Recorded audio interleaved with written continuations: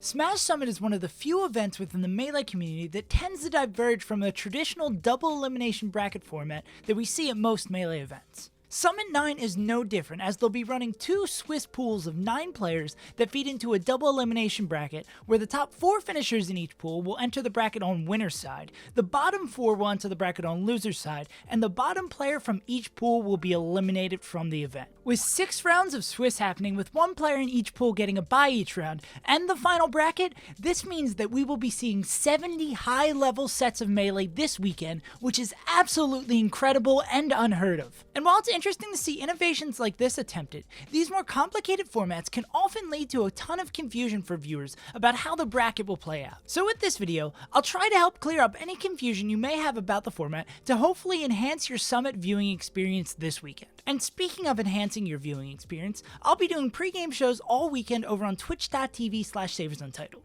There we'll talk about the exciting projected matches, recap the previous day of action, and discuss who has the best chance to win the event. The schedule is on screen right now, with each day's pregame show starting 2 hours before the official Summit stream is scheduled to start. To ensure you don't miss out on any Melee coverage this weekend, make sure to follow on Twitch and Twitter, both linked down in the description. But with that out of the way, let's jump into breaking down the format. First off, everyone at the event is split into one of 2 pools. So first off, the 2 pools of the event are split with Seed 1 in Pool A, Seed 2 and Seed 3 in Pool B, Seed 4 and Seed 5 in Pool A, and so on and so forth. To keep the explanation more straightforward, we're going to just talk about Pool A when running through the explanation. So here are the first round of projected matchups that we're able to see by Smash GG. These matches are set by initial seeding, and then all the other matches in the 5 following rounds will be set up by standing in pool. A player's standing in the pool is determined by Swiss score, where a player gets a point for each match they win, and a point for each time they get a bye. And if 2 players have the same Swiss score, tiebreakers for standing in the pool take precedent in this order: total sets won, head-to-head record,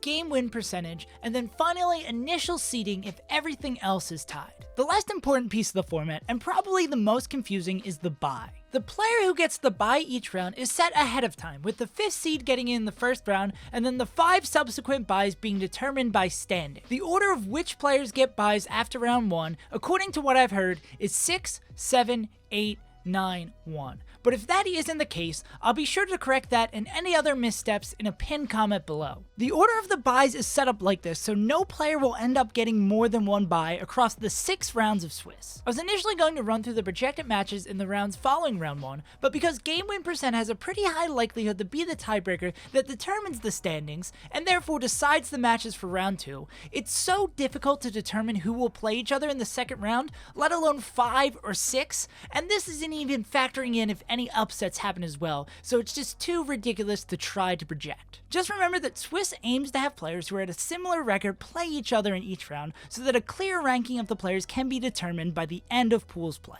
It's important to note that because of the bye, a lot of the rounds will have players who don't have the exact same record facing off, but with seeding and everything else that goes into the Swiss pairings, it'll still be as fair as possible. And for the final bracket, the 1 through 4 seeds will be pairing off with each other 1v4 and 2v3 on winner's side, and the 5 through 8 seeds will be pairing off with each other 5 versus 8 and 6 versus 7 on loser's side. Here's what those projected matchups are supposed to be, but I doubt this will look anything like the final bracket that plays on Sunday at Summit. And that about does it for my quick explanation of the tournament format here at Summit. If you still have any questions about it, I'll try my best to answer them down in the comments below. And another reminder to click the link down in the description to follow me over on Twitch, especially because there's not enough time to throw together a storylines video for Summit, but I'll be throwing together some data sheets based on these 2 pools so we can get a better idea of who makes it out when we talk this weekend. And that about does it for me.